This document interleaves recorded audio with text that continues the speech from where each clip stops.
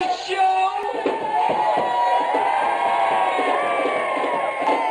Start the clock!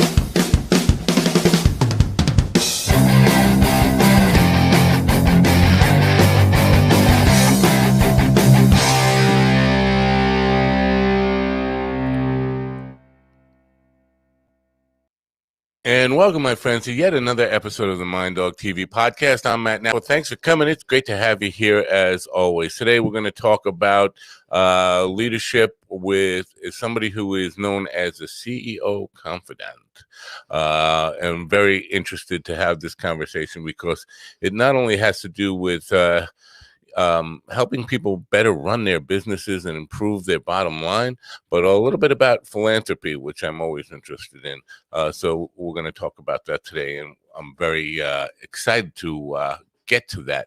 First, I want to start with an explanation of sorts, and I guess some kind of an apology. Oh, we're having some issues in the background. I will get to that in just a minute. First, I need to kind of talk about the issues from last night. If you're looking for last night's program and wondering what happened, I scraped it. We did, and 230 episodes that we've done so far, had some great guests on, some really powerful people, some entertaining people, some really funny people, some people with just some great insights.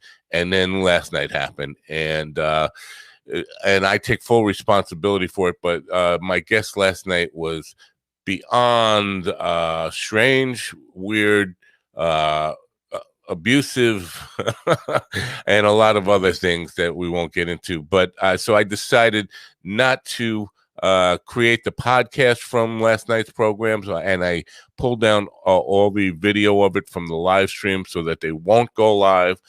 So if you're looking for them, that's the explanation, and I do apologize for that. It won't happen again. We will do a much better job of vetting people like that before they get on the program, and all the responsibility, of course, falls on me. I know the guy who produced the program last night was feeling really bad about it, like it was his fault. No, it all falls on me. The buck stops here.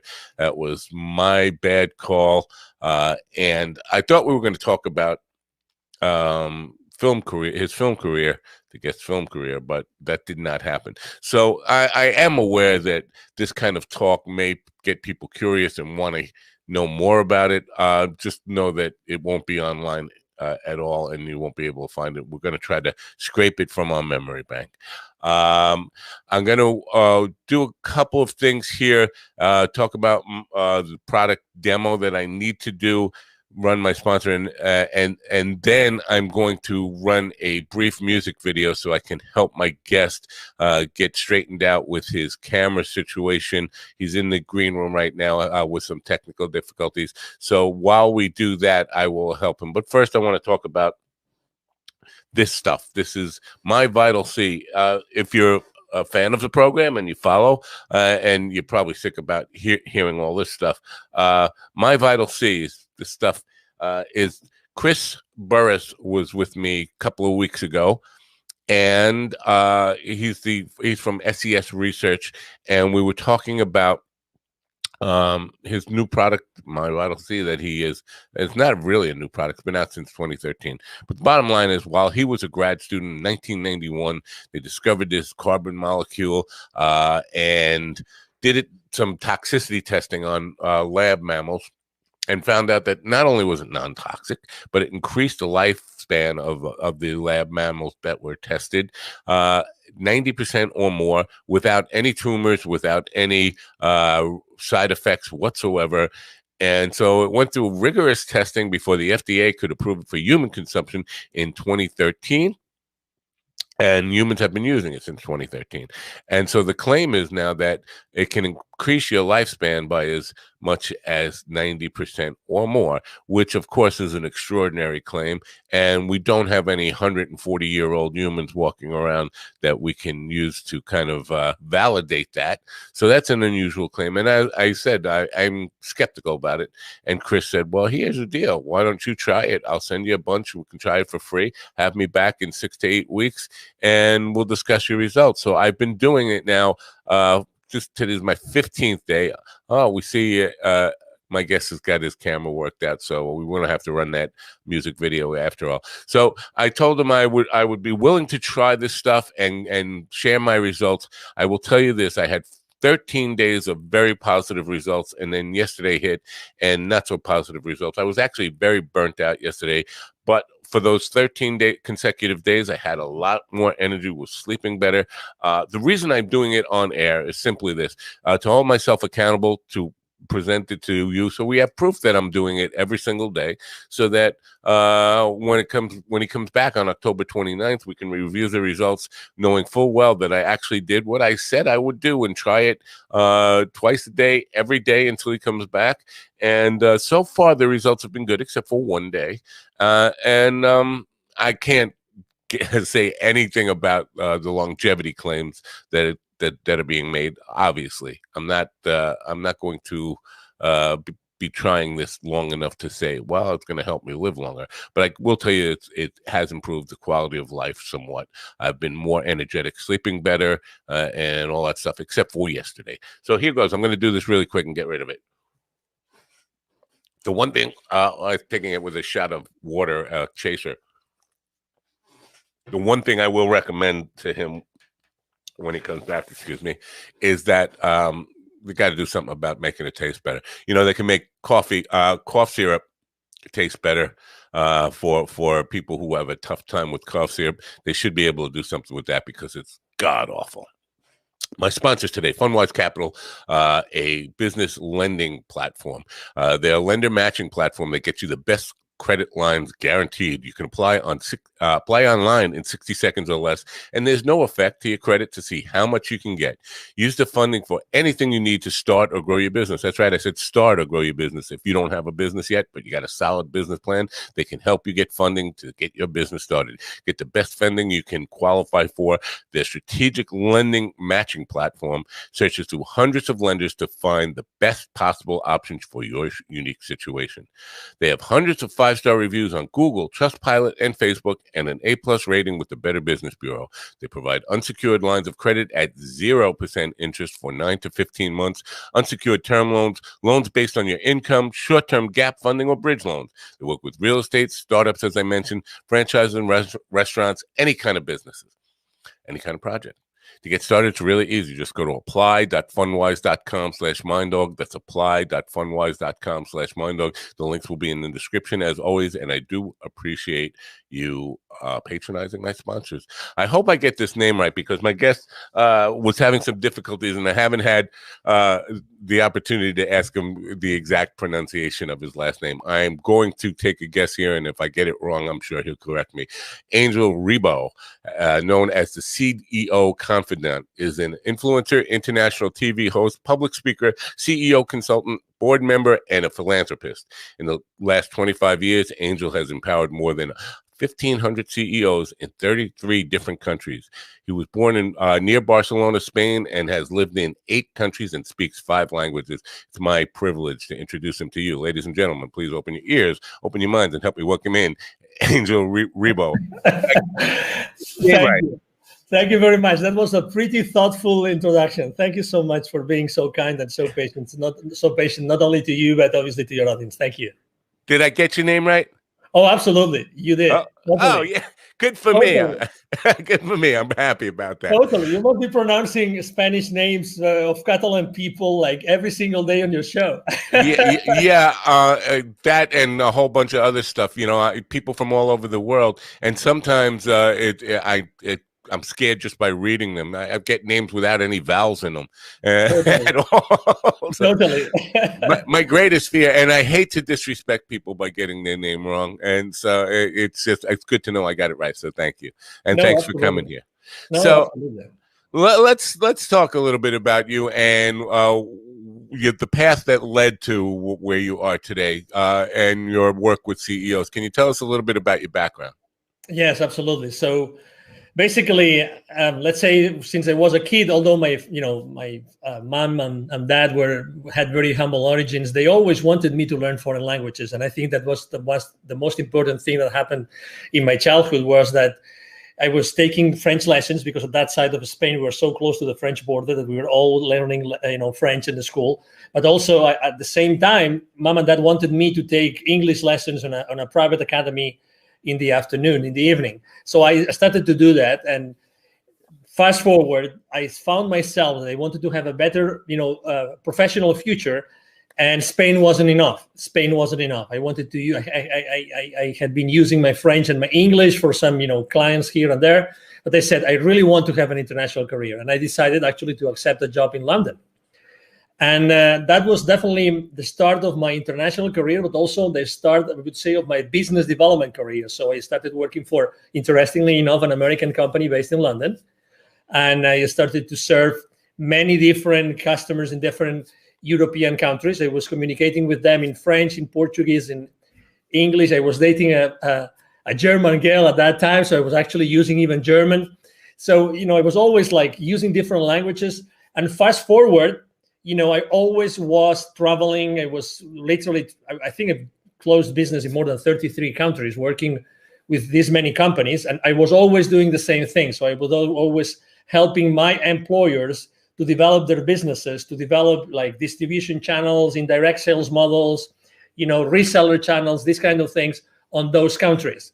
So I always was blessed of having teams around me that were supporting my challenges, and I always was working for the kind of businesses that we were conducting. We always had to reach the C-level, so we always had to reach the high-level executives of those corporations, because actually the amounts also of the deals we were closing were pretty sizable. So, and I was doing that first from Europe, from London. I moved to Mexico, lived there for 10 years. Then I've been living in Plano, Texas, for 10 years now. But always the same thing, using this international background and going to so many countries and dealing with so many people with so many different cultures, and always helping them solve their business issues using the technologies or the services at hand. Wow. Interesting stuff to unpack in that stuff. Well, let me just tell you a little bit about my experience and why I'm going to be asking the questions I am going to be asking will probably be revealed in this little bit. I have had many careers. I've been a creative person my whole life and been involved in creative stuff, but I had a lot of opportunities or necessity to take day jobs and careers. Been a marketing director, a technical director, a junior vice president in a corporation with 27,000 employees. Spent a lot of time. Every single job I've had for the last 35 years before I took this. Now I am a CEO, but before I started doing this, my direct report was the CEO of the company. And what I found is, at least here in America, now you work internationally, so it might not be the same, and I've had probably 7 or 8 that I thought about last night, where I reported directly to the CEO, and the CEO was the most out of touch with the culture of his own company, the one who really did not understand what the people underneath them were doing, what their culture was, or what their mission really was, and what drove them. I find that to be epidemic, and with talking with business leaders on this podcast, it seems to be holding true in the United States. So why is it that I understand the CEO is the decision maker and the guy who's going to sign your check, but why is it you start there? Why not with the people who are really running the company, like the junior vice presidents and those people who really have their pulse on the company? Are you asking me why do I stop with the CEOs? Yes. Is that your question? Yes.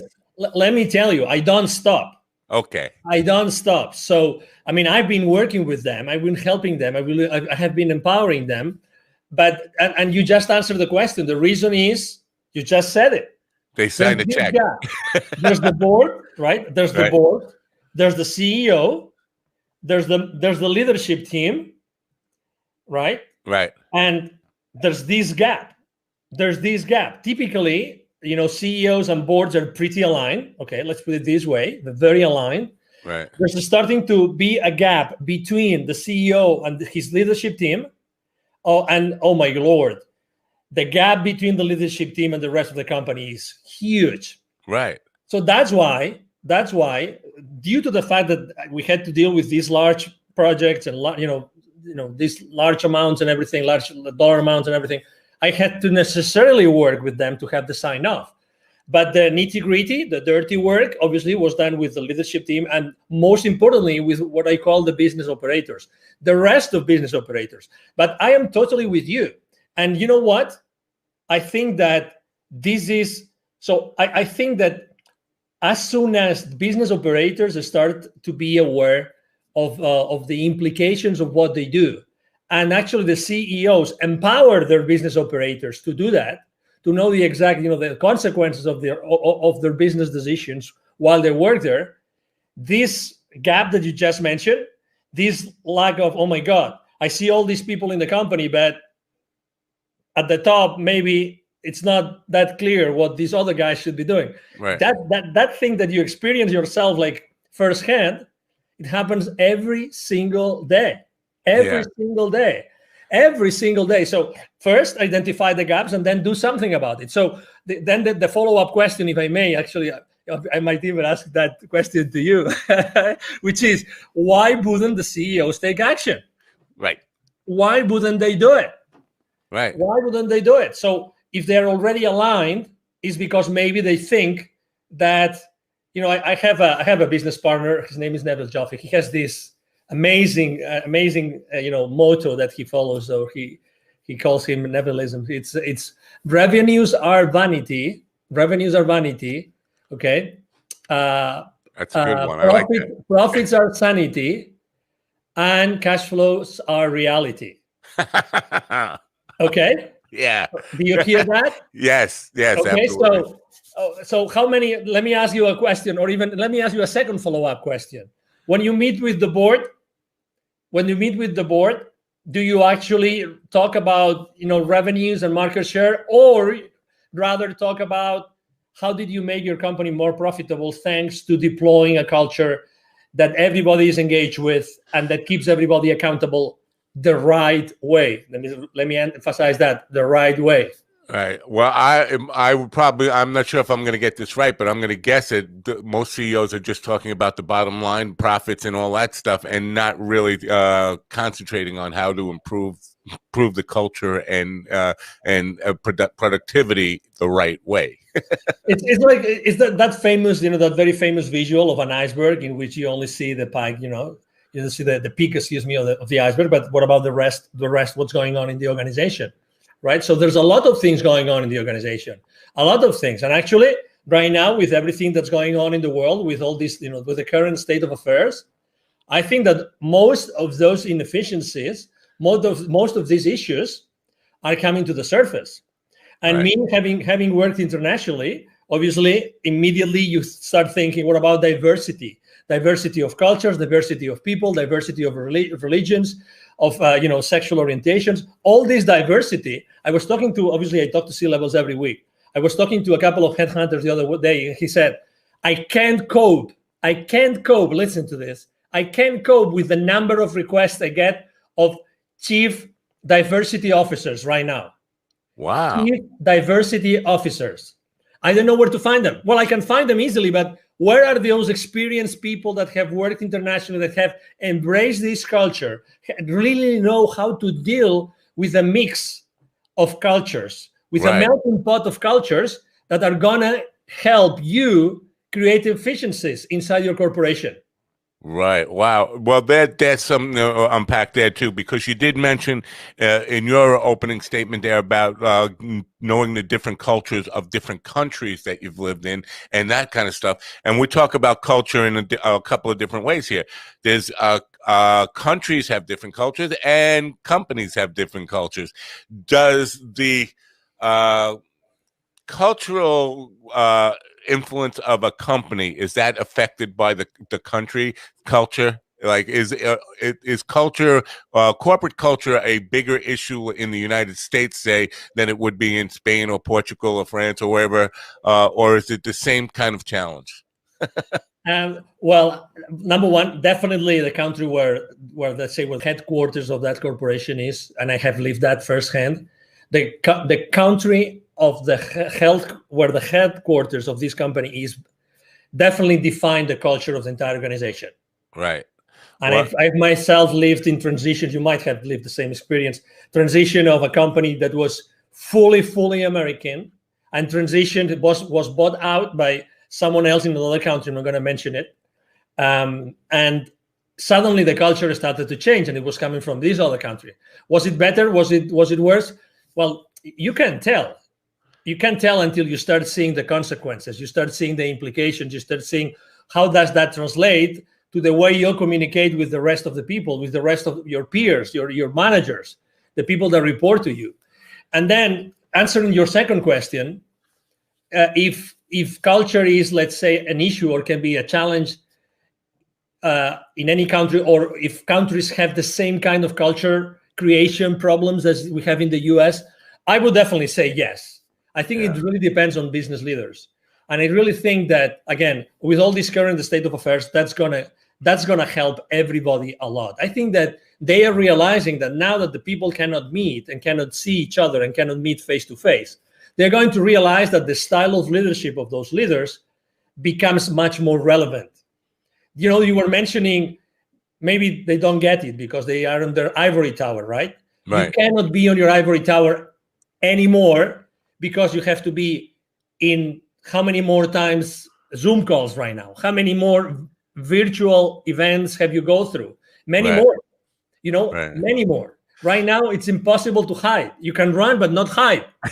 I love that.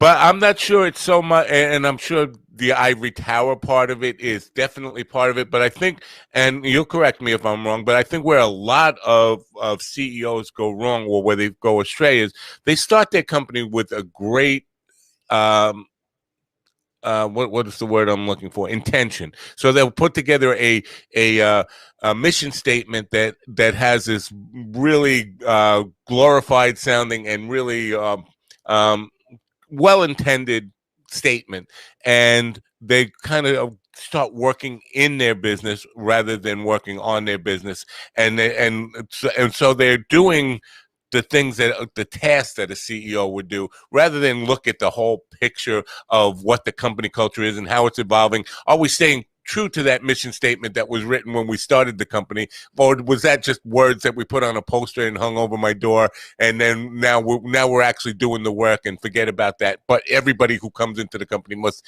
at least read it and get to know what we were supposed to be about, but we forgot what we were about. And often, and I'm going to want to get to this, there is this idea of giving back in that original mission statement that is totally lost somewhere along the line. Few years in, and you find that your mission statement doesn't match at all what you're doing, and it's just words now. I think that's a big part of it. Do you agree? And if so, how do you get them back on track to that? Picture this, right? Let's say we have a startup CEO in front of us. Okay, so it's a small company, fired up, this new concept, this new idea, they thrive over time, right? And they become this monster, right? There's 10,000 employees or company employees. One of the main differences that are lost in translation is the communication.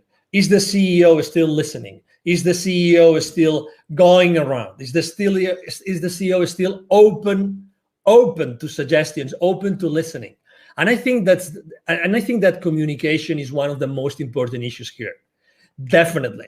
Because are they open to receive? You know, it sounds like a self-help kind of tagline, but are they open to receive? Are they open to receive? If you start looking at you've been a CEO, you reported to CEOs, what if you started to look at all the skills of everyone at the company, all the skills, not even the work-related skills? What could you do with those to make that environment even more engaging and more creative and even more even enticing to one another? It's like helping and caring for one another. So that's what it's lost. It's lost the ability or the willingness to listen to be open to receive what the rest of the organization is telling them. That's what you perceive. That's what I perceive. I perceive the same thing. Also, let me tell you that I don't think there are good or bad CEOs, or one strategy is good and the other is bad. I don't think so. I think that it's more what the CEO does with it. what do they do with it? I've seen the same strategy work for one CEO and fail with the other. Why? How was their team following them? Right. How were the different levels of management following them? Did they know? You talk about the mission. Mission is nice, but if you asked, take any Fortune 5,000 companies, employees, take all those, I don't know, millions of employees, ask them, what's your company's mission? Would you guess a percentage? Would you guess a percentage of employees that would get their own company mission right? Probably very small. Very small, exactly. I stayed the last employer I worked for 11 years. 11 years. I was, the mission statement changed probably 2 or 3 times, maybe more throughout these 11 years. But regardless, let me tell you, I was repeating that mission statement on every single sales presentation to my clients or business partners, whatever that was. Again, do I remember that mission statement today? Right. I completely forgot. Right. So it's not only having one, it's also how the employees we are going to engage onto that mission statement. I honestly think that mission statements should be like effortlessly learned. If they are not effortlessly learned, they're not good mission statements. Sorry, I'm a little bit disruptive, so I have to tell you that. But I believe that, at the end of the day, everything is about energy. And I would rather have 100 employees that they were able to figure out what the mission of the company is, because just they see it every single day, every single conversation, every single interaction with suppliers, vendors, business partners, clients, they would breathe that every single day. I'd rather have this 10-word statement than this massive complex, it looks so nice at our, at the entrance of our factory or whatever that is. You know what I mean? Yes, I do. If you are fully engaged, nothing else really is important, because you will follow after what your leader is telling you. Right. So I just want to be clear on something. So, and I agree with what you said, but for our listeners, I want to be clear that a mission statement and culture are not the same thing, and that the mission statement should, and they're related, the mission statement should determine how the culture evolves of a company, but they're not the same thing. And so you talk about people who can't recite the mission statement, and that's very common. But I also find that many people can't identify the culture of a company. I'll give you an example of a small company I worked for, about 50 employees. That I walked through the door, and within 3 days, I could identify what their culture was, and it wasn't a good one. It was identifying problems, not identifying solutions. So everybody in the company, every one of those 50 plus employees, 52 or 53 employees, could tell you what the problem is with their job, why things aren't working, what their problems were with the customers.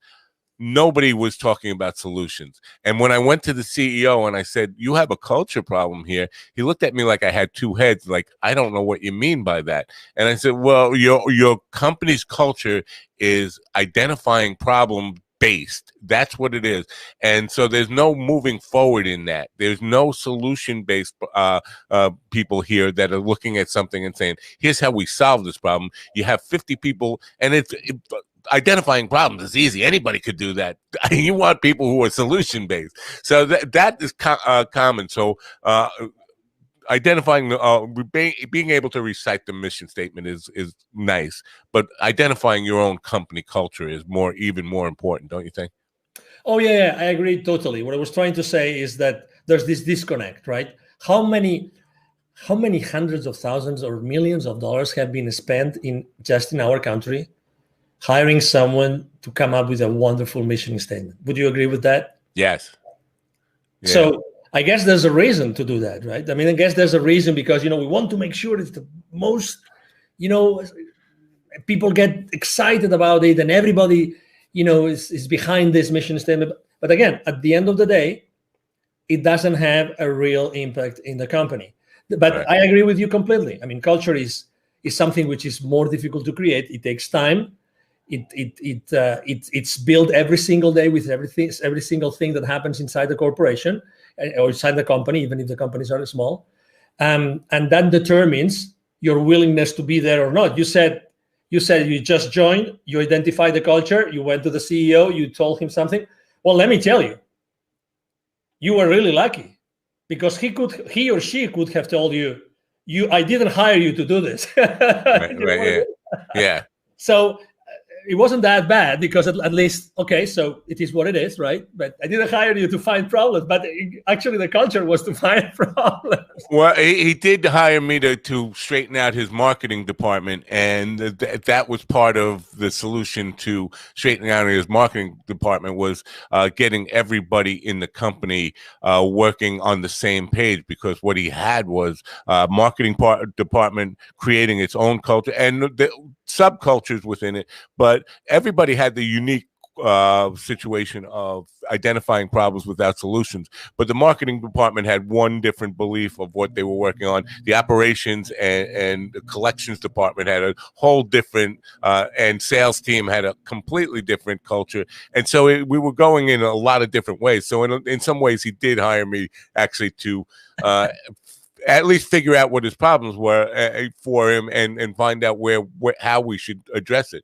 So my solution was to get the entire team together in a big room and have them explain what the culture should be. And anybody who wasn't, and this was a tough sell for him, that anybody who really couldn't adapt to what the new culture was going to be and help us build that culture should start putting their resume together and looking for a job elsewhere. Because I definitely one of the people who believe that if somebody's not helping you pull in the same direction, they're helping you push in the opposite direction, and they're toxic, and they should be encouraged to leave the company. If you're not part of the team, you shouldn't be in the room with the team. What's coming to me as I'm hearing you is I think that the quality of the questions you ask your team also define the results that you get from them. Right. And we tend to use, myself included, obviously, we tend to raise the wrong questions. I try always to not only ask like open-ended questions, but also the how. So the how. So, okay, so we know that there are all these issues, all these cultural issues. We know there's these issues, these problems here that we have to interact with the rest of the organization. At the end of the day, marketing is it's the first like stop to the world, to the audience. We want to approach them. We want to have them, feel. We want them to feel appealed to come to us, etc. But how can we do that? How can we overcome these things? How can we look at this? How can we create something together? And I think that's a big difference between CEO teams which thrive compared to others which struggle a little bit, which is how can we create something together? How can we create something together which is going to replace something else? And we do it taking into consideration the entire team of the company. How? No, not if, not when, but how are we going to do it? The moment that you start asking yourself the right questions, then the conversation completely changes. And I'm sure that in this particular case that you just described, which is amazing, it's really like you were extremely blessed to be at that position because you had to fix that thing, right? You were hired to do that. Right. So, oh my God, I'm sure that the lessons that you learned there were invaluable because you had to create things. You had to take these people. Okay, so some people weren't on board, other people were on board. At the end of the day, you came up with, okay, let's do this together. We're gonna do it we're gonna do it together. We're going to do it together. How are we going to do it? Everybody's going to contribute to do that. Well, I found that, and what I found in this company was, number one, the hiring practice was based on just resumes. Do they have a good resume? And that was it. So, and that can be a problem if you don't really, if you don't hire with understanding the people that you're hiring, and you're just hiring off a resume, you're going to get people who aren't in line with your culture because you haven't had that talk with them. You don't know their core values and principles and don't know if they align with yours. And the second part of it, so they hired people without knowing their core values and principles. And once they were in the company, they would never fire or encourage people to leave if they were in fact toxic. So none of the directors or managers of the various departments ever let anybody go because of they didn't line up with the company. And the HR department happened to be run by the CEO's wife, which nepotism I'm always against. But so the HR department was never really held accountable in any way, because how can you hold your wife accountable, right? So they would their hiring practice was really, really bad. And basically, because I think hiring the right people definitely has to be more than just, do they have the skills and education? Do they have the values and principles of what our business is all about? And then comes back to the mission statement and what you want your culture to be. Yes. And honestly, I always think that one time someone asked me, okay, so if you have to give one advice to one CEO, what piece of advice would you give that CEO? And I ask, can I choose a single CEO? And that person told me yes. So please, I would definitely recommend that single female or male CEO to get married and to have a kid, so that he will start receiving the lessons that the kids give us to all of us as parents. Okay, so I'm trying to make a metaphor between what's happening inside the company. Right, I get it. What's happening, inside the company with all of our colleagues, peers, people that report to us, and people that we report to, and what happens inside the family. Never underestimate the power of someone working with you or for you. Never, ever underestimate that part, ever. Because there's always something that can happen. There's always some experience, some part of the creation process that you are undertaking with them to create, in this case, for instance, a new marketing strategy that can change this, can change the future for that company forever. So I see the same thing. So I understand it's true. I mean, not every company is hiring, for attitude, let's say. Let's put it this way. How important is the attitude? If someone is willing to change, if someone is enthusiastic, if someone brings to the company every single day, they're pumped, they're fired up. Let's do it. I make mistakes, but I move on. I respect everybody. I honor the support I get from everybody. This gentleman, maybe, or this woman this lady didn't have this resume, which was amazing, right? According to the credentials written, but probably, this lady or gentleman, they might have this amazing attitude that's going to make all the difference. Right. And you know that when you have your team meetings, right? You have your team meetings and you have plenty of people around your table. How important is the excitement? How important is, yes, we're going to do this. Come on, we're going to have a great meeting today. And you talk about your wife, your dog, your weekend, your whatever that is. This is really, and again, this is something I'm seeing today. I think that we have to bring our personal life more into our business world. Listen what I'm saying. I agree. Yes. Honestly, I mean, even if we are now working remotely, it doesn't matter. Hey, we are human beings. Why do we have to leave our human personal life out the door when we get into the building, our company building? Hey, we are human beings, and I'm going to be a much better contributor to your team as much as I feel recognized and as I feel that I'm a human being that you really take consideration after, or you are considerate with me. If that happens, I'm going to give you 1,000% every single day.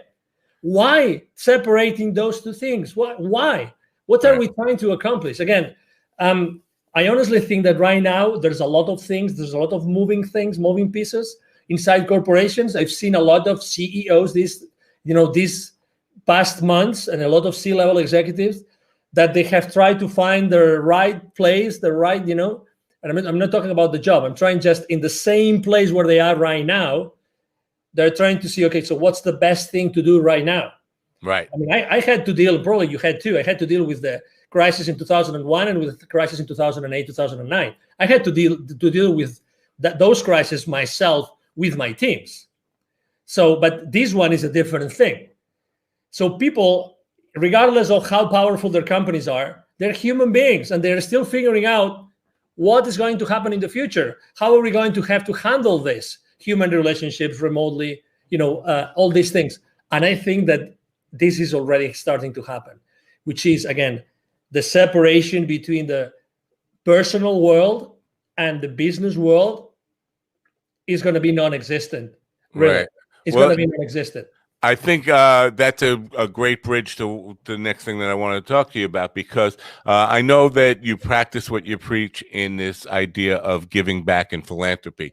And I think when you do that, when you include philanthropy as part of your company culture, you get people who have passionate about causes in their personal lives, now putting that energy of that passion from whatever the causes are into your company and help building. Can you talk about that? Totally. And not only that, because imagine that you know that some of your direct reports or colleagues or even supervisors, you know that they're going through something which is really hard for them. Right.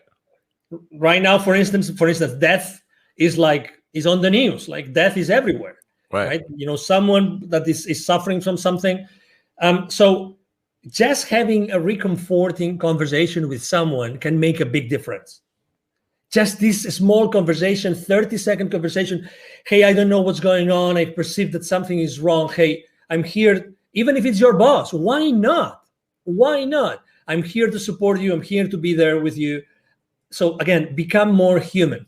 And to your question, I mean, the reason why I started to diligently giving back to the community was because I was traveling so much, and I was seeing so many communities that were in a hardship, like underprivileged communities, and more importantly, a lot of kids that had to work, a lot of parents that would use their own kids to do things that they shouldn't be doing, a lot of kids outside the manufacturing plants where I would go to see the managers of those plants. I would see all those kids around those plants asking me for hey, would you buy some gum from me? Would you allow me to keep your car safe while you are inside, so you give me some pesos, these kind of things. So I was so exposed to the realities of this world, which is inequality, right? So Right. you can be on the same street, and in 30 seconds of walk, you have the CEO of a multi-billion-dollar corporation, and you have a kid offering you to clean your windshield, kind of thing. So I was seeing that in Latin America all the time, like for years. For 15 years, I was seeing that all the time, until I decided to take action. And I actually had a spiritual experience that triggered my change, my transition, the moves that I made personally and professionally.